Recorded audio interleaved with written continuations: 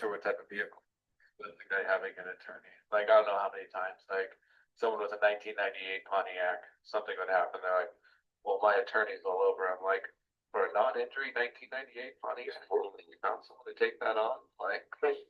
Man, well, sometimes it's the bark is better than the bite, so to speak. Yeah. But I've had a lot of that in the fight games. So many people were, "Oh, I'm gonna kick his butt." And I'm like, okay, here's a free pass. Come on down. But morning, Christine. How's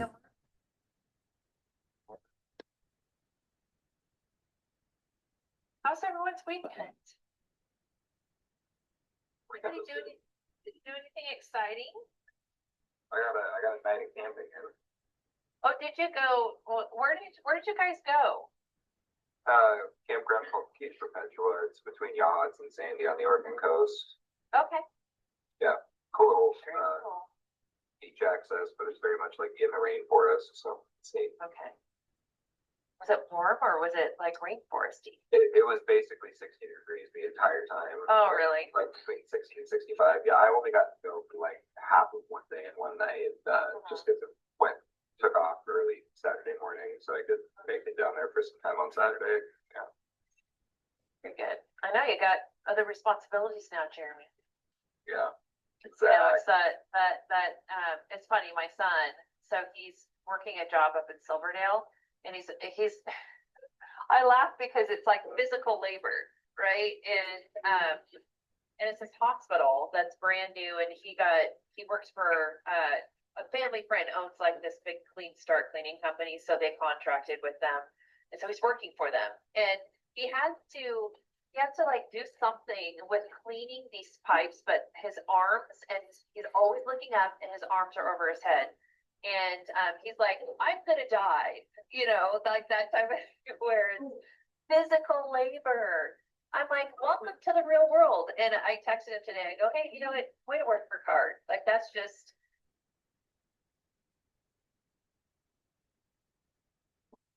school. You know. I go, yeah. It's adulting. Adulting. Yeah. So anyone else do anything fun over the weekend? Let's work. You guys did that? What did I do? I went to Allison Brock, had one of her assistants is pregnant and having her second baby. So she had like a little baby shower barbecue. So I went over to that. That was fun. What else? We played golf yesterday. So just get outside, enjoy the nice weather. But all right. Well, we were supposed to have a guest speaker today, and she texted me this morning. She goes, I am so sorry. She had another appointment that she could not get out of. So she's on for next Monday. But I was really excited for you guys to hear from her. So today's session probably won't be, I mean, I don't have a guest speaker lined up, you know, last minute kind of pivot. So we're just going to kind of share a little bit about, well, we'll start with, because I forgot to do this last week, the Maxwell Daily Reader. There were some good ones this week in that. I don't know. Did any of you get the book? I know Jimmy has a copy. Nancy, do you guys enjoy it? It's really good. I mean, just honestly, as my computer's booting up, I usually just grab it and say, okay, what's the daily read today? What is today? The 28th. Getting a good read on things. Let's see what this one's about. People born with natural leadership ability are especially strong in the area of leadership intuition. Others have to work hard to develop and hone it, but either way, intuition comes from two things. The combination of natural ability, which comes in a person's areas of strength and learned skills. It is an informed intuition, and it causes leadership issues to jump out to a leader in a way that they don't with others. Leaders are readers of their situation. In all kinds of circumstances, leaders pick up on details that might elude others. They don't need to sift through the stats, read reports, or examine a balance sheet. They know the situation before they have all the facts. Leaders are readers of their resources. Leaders focus on mobilizing people and leveraging resources to achieve their goals rather than using their own individual efforts. If you guys do that, let's just stop right there. Leaders are readers of their resources. So leaders focus on mobilizing people and leveraging resources to achieve their goals rather than on using their own individual efforts. I'm thinking 100% of the time. You know, obviously you have to use your own efforts, but you guys think you're good at that? Mobilizing people and leveraging resources to get where you want to go? Or are you getting better at that? Definitely getting better at that. It's a learning curve. It's not like there's a roadmap that's, oh, here's this country business and here it is. Go for it. It's served on a platter. Yeah. Yeah. Steve, it's take the wheel and you have to, you know, pedal the bike. You have to do all the things. And I hope, I mean, I think that I have learned just based on the relationships and the different things that I have done with country, from being an agent to be on the consulting side, to be on the marketing team, and now in the leadership role, all the different relationships that I have built from day one, I was like, all right, do not burn a bridge. Do not burn a bridge, because you never know when you will need those assets. And I have, like, just the leveraging of your relationship with people. Without that leverage, and I mean leverage in a positive way, right? Without that leverage, there are things that I would not have been able, even this year with this team, to get done or accomplished. And I think it's the, I don't know, there's just certain situations where when I get involved and I can call out and, you know, kind of use a connection that I have to get something accomplished for one of you. It's very satisfying as a leader just to say, okay, I'm so glad that I had that relationship, or I had the opportunity to work with that person and was able to leave a good impression, you know, with them. So I say that only as you're going about your day and running your agency, you never know, you know, so it's always be at amicable with people. Never know where they're going to go, and you might need them. They might need you, you know. So leaders are readers of trends. Intuitive leaders can smell out when something is happening, when conditions are changing, and when trouble or opportunity is coming. They can look years, even decades ahead. Leaders are readers of people. Reading people is perhaps the most important intuitive skill leaders can possess. After all, if what you are doing doesn't involve people, it's not leadership. And if you aren't persuading people to follow, you aren't really leading. Leaders are readers of themselves. Leaders must know not only their own strengths and blind spots, skills, and weaknesses, but also their current state of mind. Why? Because leaders can hinder progress just as easily as they can help create it. That is from the 21 Irrefutable Laws of Leadership, one of his books. So today's question: what do you need to learn to read better to improve your leadership intuition? Is it yourself? Is it people? Is it trends, resources, or the situation? All the above. Yeah, I need to get better at the trends, like really looking and reading. You know, we have once a month, we have these district leader e-conferences, right? So Wednesday is where I get to download in my What's the Word, I get to download all of the information. One of the pieces of information that came out this morning, if you go look to Agency News, where they have adjusted the All-American. And we were, you know, just trying to, as you know, you sit there on there, you're like, all right, what's coming down the pipe? You know, so you're trying to interpret, you're trying to, you know, see what trend is happening out there and how we as a company are going to shift in order to embrace the most opportunity with that trend. So I think what we see now, and I'll mention this on Wednesday, but you guys get a little sneak peek. Other than the All-American, is we definitely have our competition. Like, things are softening as far as our competitiveness, and whether you feel it or not yet, you will in the next few months. Our competition's taken rate, right? So we're definitely seeing a leveling out across the board, which is good. It's a positive thing. We've been in this tumultuous turmoil for the past 3 years, from what I can remember, you know, started in 2022, where it's like, ugh. Nice to see. We'll see. We'll see if it actually is, you know, we've been told what the trend is. All right. Any questions on this? All right. Well, hopefully that gives you a little bit of a boost this morning. Just, you know, even if you just apply it to yourself. All right. Let's share some successes. All right. What are some successes from last week that people brag about a little bit? Brag away. I'll let ladies go first. Nancy, you can go.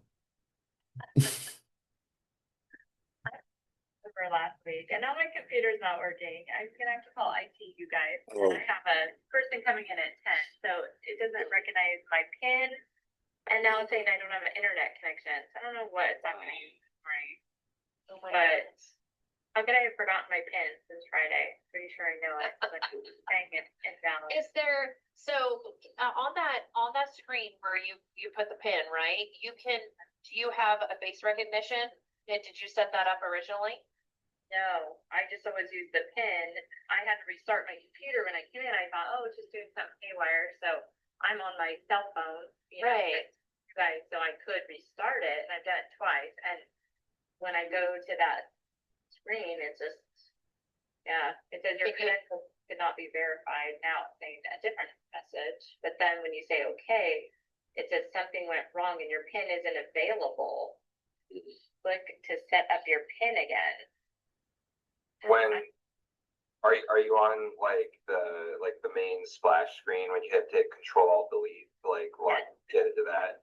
Did you make sure, because it can get funky sometimes when it resets at the very bottom, it'll say domain, it needs to say alliance under what your It's just like my name's in the bottom left, right where I've never seen it show that, and then underneath it says other user. So I feel like they did something over the weekend because I've never seen. it'll do that from time to time. Like, were you clicking on your name when you were going in there to type it in? Yeah, it says my name in the middle, you know, in the center. Huh. Let me click it again. I don't know. Sorry, I'm just No, distracted. you're fine. I have someone coming and I'm like, oh my gosh, what am I gonna do? Let me, I think I might know how to get you in. Let me go grab my cell phone so that I can use that for the Zoom call, and I'll show you what it looks like on my screen. Give me half a second. See, this is the great thing about these meetings. Like I have, you know, I'm just like, let's share.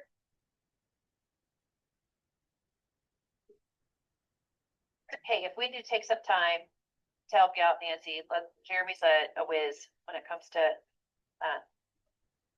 What I can't remember is my password, so if I have to reset my PIN, I was like, I don't even remember when I haven't had to put in a password. did you write it? You didn't write it down anywhere? Well, I did when I was brand new. I'm like, when was the last time I don't remember changing this? You know how it's a phrase, It's right? every 6 months. They make you change it every 6 months. I wrote it down, so we can. So something I was gonna share with you guys, I don't know that it's a success, but just a piece to share. I mean, this is probably doesn't happen all the time, but one of my existing clients bought a Lamborghini, and he didn't buy like a supercar Lamborghini. He bought an SUV, kind of like it's called a Urus, URUS. So it's, I guess, more of an everyday driver. So it was not eligible to put on his country policy. Haggerty said they could not write a policy on it.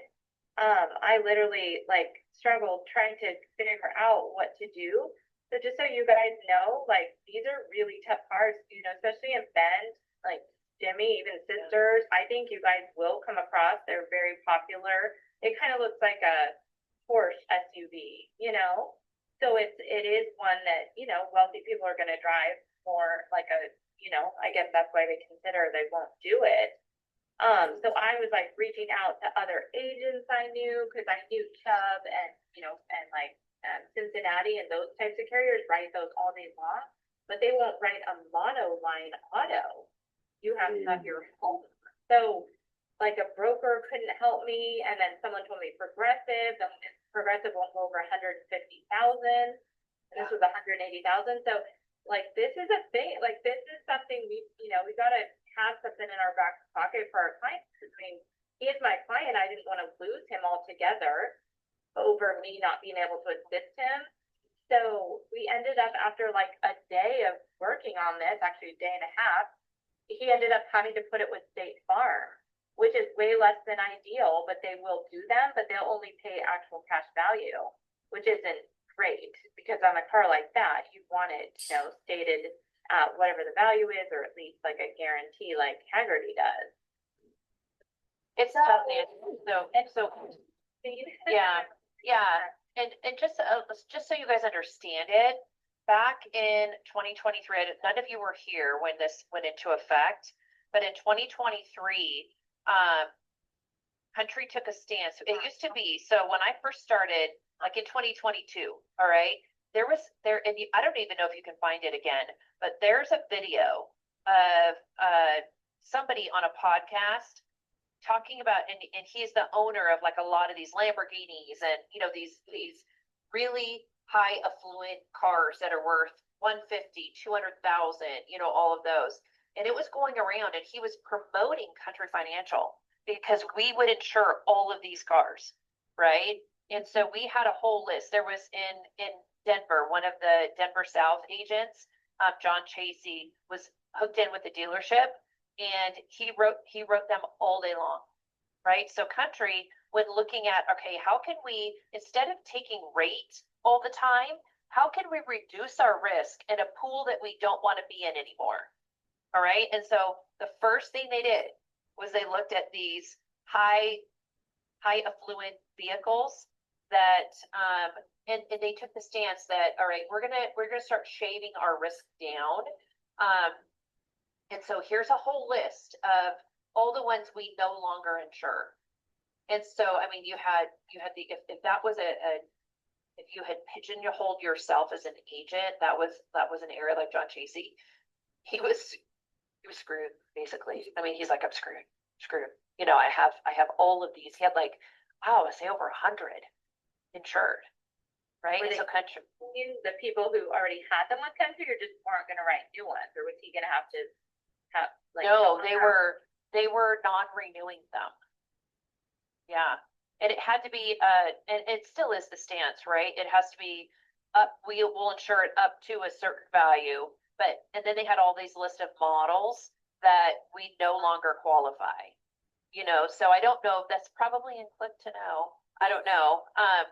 But that's the history. That's the history behind it, right? Is we used to be really good in that space, and now we've reduced our risk and we've limited it. Just like Habitational was the next area they went to on the commercial side and said, how do we reduce our exposure in this area? So that's the if y'all are wondering, well, why don't we insure cars like that?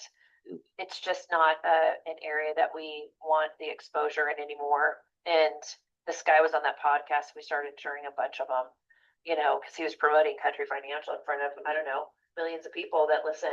I don't know what podcast he was on, but and we were even kind of like passing it around. We're like, this is great, and Country's like, stop. No, we don't want these anymore.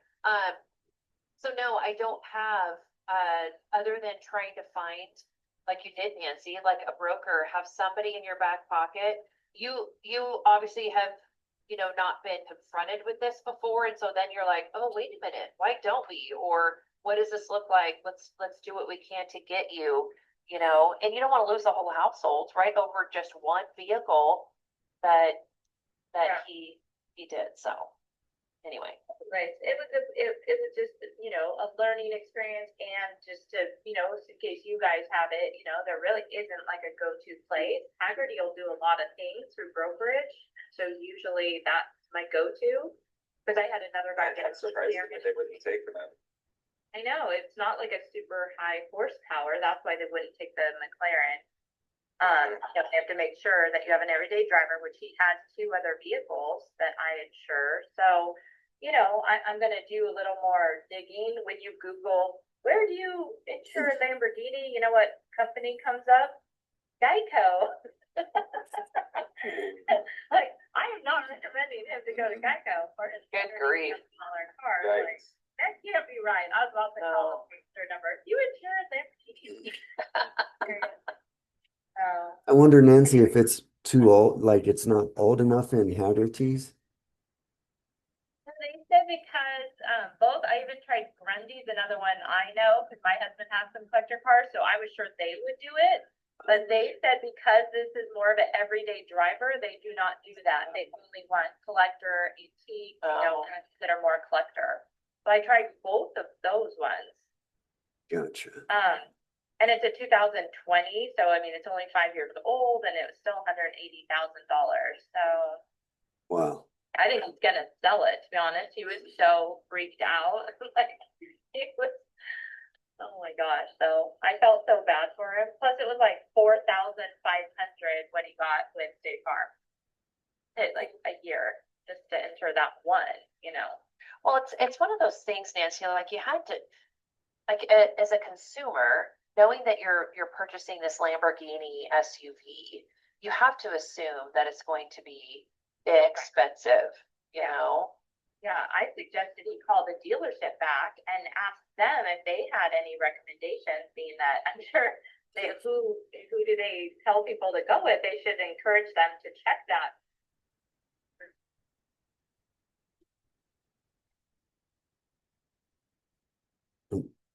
She drops. Oh. Gosh. Jeremy, are you trying to help her? There we go. She's back. My phone. Oh, you're muted, Jeremy. Oh. My Oh, phone- sorry, yeah, I was gonna say, Nancy, if you want, I can try to show you what I was thinking to try to get you into the computer. Cause Okay. it might be this, one sec here. Okay. So when you're on this screen and you've got the other user, you have to make sure it says sign into Alliance down here. I didn't even say that. Yeah, so it's, if it like, but do you have this username and password bar? Well, right now it just has the pin, but I'm on Nancy. Do you want me to go to the other user? Yeah, I'm thinking we might want to just try that, just to try to, kick it into doing what we want. So Yeah. click on, Address or phone number. So put my email. yeah, so what you want to do though is you want to make sure it says sign into Alliance at the bottom. Does it say that for other user? Sign in options. So So then yeah, if you click options and if it doesn't say the word Alliance, you have to click the little key. yeah, it has the 4 squares with a happy face, a key, some. Okay, now it does say into Alliance. Is this new? I've never seen it say that. It's technically always been there, and the computer systems have got better so that you didn't need to do this.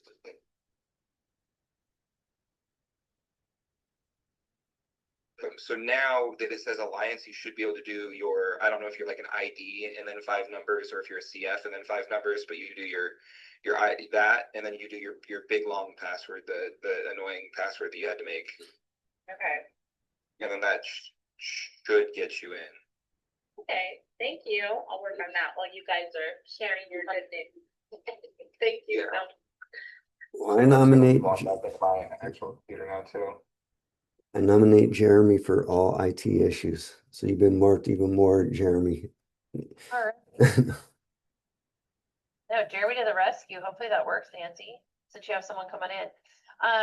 Anyone else? Like what did you, like, if you think about last week, you're like, okay, my business is moved further in the positive and I have some traction in this area because of some work I did last week. Had a good conversation with my twins about life insurance and figured out what we're going to do as as much as they didn't want it or this, they want to return a premium. It's like, yeah, might as well. I don't want to just be throwing money away, but it was a tough conversation with your kids. And I mean, they're 21. My daughter's traveling a lot more. And at least I was like, hey, at least something's in the bank and you can go wherever you can use it later on, even though it's going to be, like you said, $35 20 years from now in today's price. But Tough conversation. So expand on that. What does that mean? just talking about death with your kids, with your family, I mean, that was like, I don't want it, but it was stuff that's like, hey, you can use this later on too. You can switch it, you have options, but at least right now, you are at the lowest price you'll ever be compared to starting when you're 40 or 50 and you don't want to have the shoulda, coulda, and would haves. I was all, I'm your dad, you're gonna do this and that's that, or else. No, I'm kidding. Um, but it was just, I mean, just pointing them out in directions for me, not ever having a father figure. So I had to, like, I want to look out for the best interests of them, at least start them off better. And I've done that my whole life. And now it's just doing it in a different format. You know, they know how to protect themselves, they know how to defend. But now it's just putting stuff in a way that's gonna help them later on. So it was good. And my daughter didn't understand it. I was like, oh man, I really got to work on explaining it better too. I was all, and it's good practice because it's just stuff that I have never really went through. But also there's so many parents that I know that have the kids that these are going to be the same conversations that I'm going to have with them and have the whole family when I'm going to meet with them. I'm like, hey, everybody comes together and they trust me because of exactly what you said on the Maxwell. Like leaders, I've always led by example. I would never have anybody do anything that I've never done or put myself in a situation. And that has been a huge ordeal. And So Jimmy, what was some of her questions? Like at the end, did she understand? Like what were some of the reasons you used to educate her about what life insurance does?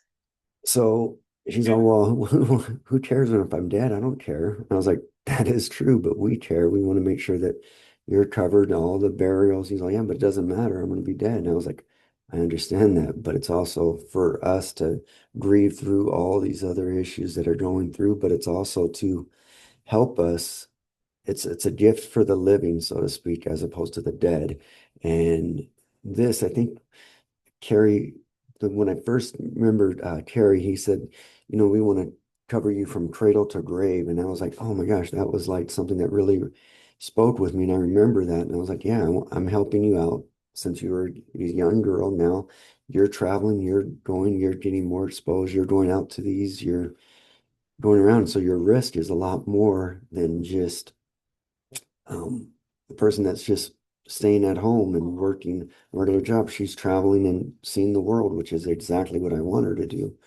And I was all, and the return of premium is just like a savings account. At least you put money in. And then when I broke it down to the smaller pieces, not, oh, it's $300 a year, it's $25 a month, resonated with them. You guys can afford that because you spend more on your Dutch Bros or a night out and drinking, and that's like that's money that you don't even have anything in return of that. So I was all, what started, I'm gonna help you guys out in the first couple of years, and then you guys take it over from there. Yeah. A couple other angles on that, I know I talked to you about this, is what they walk into a future marriage with. It's already set in place, the protection's there for their spouse, children that come along, all of those things. But, you know, shoot, the other aspect I was gonna just escaped right out of my mind. We were talking about, oh, the other thing, the other angle that, and I mean angle in a positive way, right? It's not like, well, let's, see how we can angle in and sell them a policy. The other part of it is, is there something they're passionate about?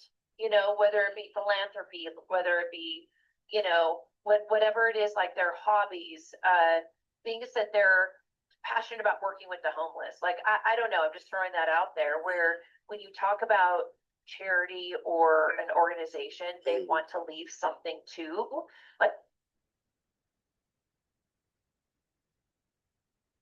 Like Elke says, sometimes they can't picture themselves. Well, I'm not even in a relationship right now. Like, what if I tell this person that I have 500,000 of coverage in my life and then they end up, they're like, oh, maybe we can, anyway. It sometimes can be used against people, but, if you say, well, what about something you're passionate about? If you tell me that out of this $150,000 of coverage, you want, if something happens to you, you want $50,000 to go to this organization, I'll make sure that happens.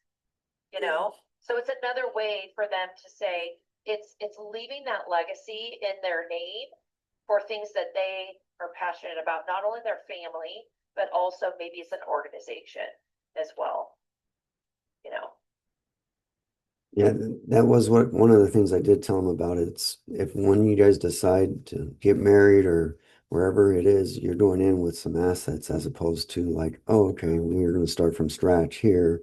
And I Yeah. was like, we're still, and we're not going to, if you get married, I was all, I'm going to make sure that she's taken care of just as much. But I also don't want to just give it away and make sure that I'm not in control. Well, I guess as a parent, I want to be in control, but I realize I'm not really in control. But it's like, I don't want them to be taken advantage of like I've been in the past. So I'm like, nope, I'm looking, I'm going to be here for every reason and every season of your life. Like nothing's changed, good or bad. Like my son was all into working out, but he's been hindered from his accident. Now he can't do that. And it's been over a month and just dealing with all his medical issues now. I'm like, wow. So I was all, this is how fast it happens. When I was down in LA, car accident, girl was killed on the freeway coming out of a bar, 26 and four people in the car, and the car had exploded and it was gridlock traffic. It was like an hour and a half going 1 mile. I was like, oh my gosh, I do not miss this. But it was like how fast things can happen and change. And I was like, it made me think a little bit more. And then when you sent me an email for following up like life insurance, where's that at? I was like, oh man, always avoiding that because you don't want to talk about it. It's a hard conversation, but I'd rather it be hard now that we have a game plan than not having a game plan and trying to reach out to GoFundMe or, oh, I should have, could have, and would have, and then it's too late. So Anyone else?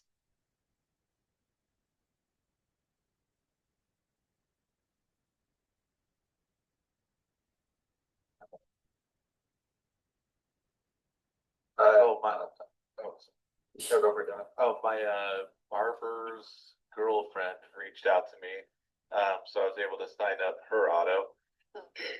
And then I got, like the mall's been a pretty good resource for me. I got an airsoft supply and tactical range. Like, so they fire off those plastic or rubber, um, but yeah, we won't take that. Neither will brokerage. They classify them as weapons, and I'm like, I don't know how it's different than like a sporting goods store, and it's like not plastic, but it's like I don't know these little tiny pellets.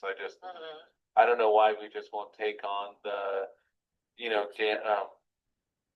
damage to premises rented to you, take on some business personal property and call it good. I'm not looking for product liability. It's just if his weapons get stolen or weapons, I don't think they're weapons, but if it gets stolen or if the place gets damaged, I just don't get like why that wouldn't be something we take on. And I guess with like Nancy running into the or the new car thing, it's just I don't know. Sometimes it's a little bit frustrating. Well, and then I had a fresh pressed juice business that is going through brokerage. Brokerage takes like 30 days, and it's at this point where he's getting a quote from another competitor, and it's just some of the frustration sits in because I want to sign this stuff. I think it'll increase my foothold in these certain markets, and then I'm just turning people away because it's risk we won't take on. Well, like with the habitat, what is it, habitational Habitation. coverage, us backing out of that. Like there's been, I don't know, two circumstances where I couldn't do it, and then brokerage wouldn't do it either. Yeah. So Devin, those are all things. So on the commercial side, and it's just a little bit of encouragement, right? If you're going out and going down to the city of Ashland and really trying to, you know, make that footprint on some of the traction you already have in that area. It's also knowing, okay, what is in country's appetite, right? When you play offense, you have a lot more control. It is frustrating when you're asking for referrals and people are giving you referrals and you're like, ugh, not that referral. Right, Give me one right. that I can write, you know? And so even if you're networking and doing all that, being very specific about like who you're looking for, what's in our wheelhouse, what do we have an appetite for? And so playing offense on that and being very specific, or more specific, right? Can be helpful. But I do acknowledge when people actually give you a lead because they think of you, because you've had conversations with them, you've done your job, you've done what you wanted to do, and then they give you a lead that you're like, I can't write. Feels more impactful than it's demoralizing, right? That feels more impactful than being able to write 3 other ones. You know, because you're like, ugh, you know, they gave me a referral and now I can't write it. No, that happened to me. I had a house in Grants Pass. It was a new real estate agent. I've never met him before. He got my name from someone else and they declined it. And I was just like, not gonna lie, kind of that in addition to like 5 other things that didn't work out, you know, kind of got to me. I have to go. My client's 20 minutes early. Okay. So All sorry. right. Bye, Nancy. Bye, Nancy. At least she got her computer working. Yeah. Thanks to you, Jeremy. Great. Good job, Jeremy. Did Thanks. some good today. I've been de facto IT at every job I've ever worked. So. Ooh, Jimmy, like you should have gotten together with Jeremy. You know what? You should. Well, now I know he's been marked. I know where he's worked too. I know his location. I've been there. I know how to get in the back door. Let's kind of wrap up with activity and here's what I want to do. So, I'm going to share my desktop with you guys. We're going to bring up the spreadsheet. All right. I want your feedback. Okay. I want to know if what we're doing with this is wrong screen. So I will just bring this over here. I don't want to do this just to do it, right? I don't want to just, all right, okay, Devin, how many live conversations did you have? How many live appointments? Like this, to me, that's just rote and it's not helpful, right? And really what I want to make sure is that when we look at part of the success roundtable that we're trying to do is a little bit of accountability, right? It's a little bit of, hey, great job, you know, looking for somebody who had a great week and encouragement from each other. And then if you're sitting there, you're like, well, that person just wrote, you know, 5 life apps, good for them. I can do that. I want to do that. So it creates a little bit of competition in a good way, right? But I don't just want to do it just to collect the data. Like what good is that? All right. So what do you guys think? Like what parts of is it, and I changed life premium to life conversations, right? To me, I want things that you can control. Yeah. You can't control life premium. You really can't. I mean, okay, so each of you wrote a life policy, but Devin, great job. You got $5,000 and Jimmy got 500. I mean, it doesn't matter. You insured a life, you know, so that's why I kind of changed that one. So I don't know. Give me some feedback. Is this, the fact that we're tracking this, is this helpful for you guys knowing what my intention is with it? I do like the tracking. I have like in this last couple of weeks, unfortunately, just due to some outside of work stuff, my motivation hasn't been as high as I'd like it to be. So I've been kind of goose eggs for the last couple of weeks for unrelated things that should be resolving within the next week or so, and then I can fully be, you know, all hands in. But I do enjoy actually seeing all of this information. I'm a big numbers guy though, so numbers and tracking and data and all that kind of stuff and trends and whatnot I'm big on. But so I don't have as much specific feedback because I have been, you know, struggling with putting the actual numbers in there. But like it is kind of helpful to me in a way, I guess, to know, like, measuring post with the other folks that are in a similar situation to myself as Yeah. far as where you are with the company. That knowing kind of, okay, this is what I should be measuring up against with my pit fifths and my cars, my stuff like that is nice. So yeah, I guess that's my feedback is I do like having it, but I don't really have a lot of specific points, I think, until I can Yeah. get a little more steam going. How about the categories that we are measuring, like life conversations? To me, I'm looking at that and I'm saying, all right, let's have a goal for how many of those you want to have per week. Yeah, You know, like how many, hey, I purposely, intentionally had, 3 live conversations. Doesn't even matter if it led to anything, because the more you have those, the more opportunity you're giving yourself, right? To actually write life in that space. Life appointments. All right. I mean, some you can and can't control that. So what do you guys think about life appointments? I feel like for me, that almost kind of like life conversations is a bigger umbrella that kind of includes life appointments. So, I agree. like if we're keeping them distinct, maybe almost like life referral thing, kind of like I think there's a way that those could be the same potentially, or maybe have conversations be a little more restrictive, so that it's not including appointments, kind of. I think, Unless you're meeting conversations, it's more of just like, hey, have you talked about life insurance? And that's all life conversation is. But so my intention with live conversations, so when you guys are saying, well, do I say I did one or not?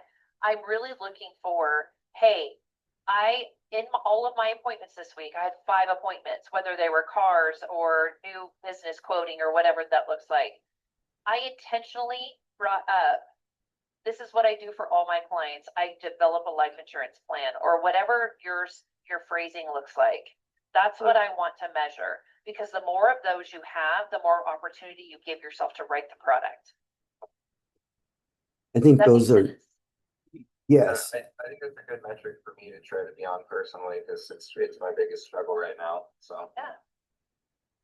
And exactly what you were saying, Christina, is like how this is what I do for all my clients. Like those little samples in there really resonates with me, because now from starting from scratch, like, oh, how would I even lead into this conversation and lead into that? Having those within there, like the how to, just like instead of click to know, it's Christina to know. So here's how to bring these up in these conversations that are natural, because when I've seen you in doing the appointments, the face to face, man, you are like smooth. It links together from one. There's not a thought. You just flow, and it's very inspiring. And it's like, okay, I'm gonna get there. But then I'm like, oh my gosh, how do I remember all those parts? But when you break it down in there, like those short little examples, like those little phrases, and on that is huge, having and the tracking on there, but just the how to and how to categories. This is how you bring it up, and like one sentence and one phrase that's short, straight to the point, and you already build up rapport with them, is just going to make it even stronger. And so let's correlate that to our Fast Start coaching on Wednesdays. Like that was session number 3, right? Is creating that, okay, here's the path I introduce my clients to, that they're going to experience when they meet with me. That's working on that piece and what that looks like for you, So I'm going to take out life appointments, right? Because I think, and now that you guys know the definition of life conversations, like these are, and maybe I'll change the word conversation. I'll have to think about that, but it's really the life focus, like life, I don't know, phrasing. You guys know what I'm talking about, right? Yes. Just that life introduction. I don't know, something like that, where you're bringing up. And it's not just bringing it up, it's like with intentionality, saying, here's what I do for all my clients, here's what I'll do for you. So that gives you the chance to extend the process. All right. Yes. PIFF, measuring PIFF, I think is always, it's always important. Like that's, it leads to, and how many cars you had, like, that's an effort. Asking for referrals, that's an effort to bring you more business, and then the marketing and networking activity. So I think I'll take out life appointments, but do you guys, did anything come to mind that I'm missing that would be important for you?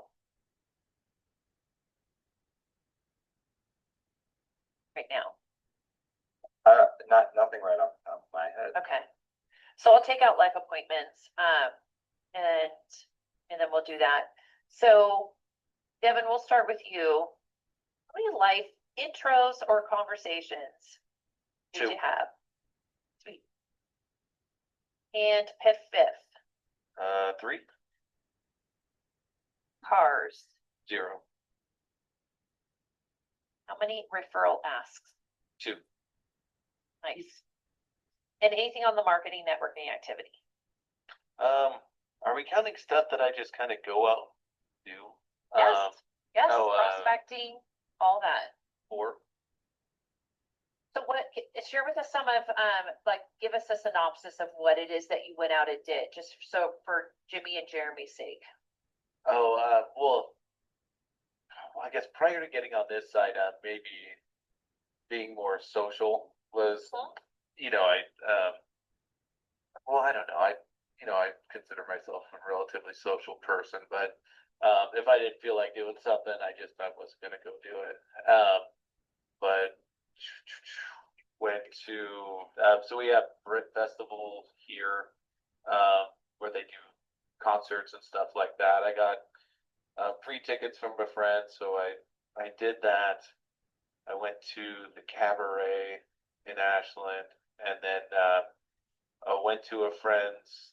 Like, she owns the Columbia Hotel here. I'm trying to increase my foothold with that. So I went to her birthday brunch and then networked with a couple other people there. And then one of my friends who I insure, he has I wouldn't call it farm because he doesn't sell anything and he doesn't make over $1,500, but he does.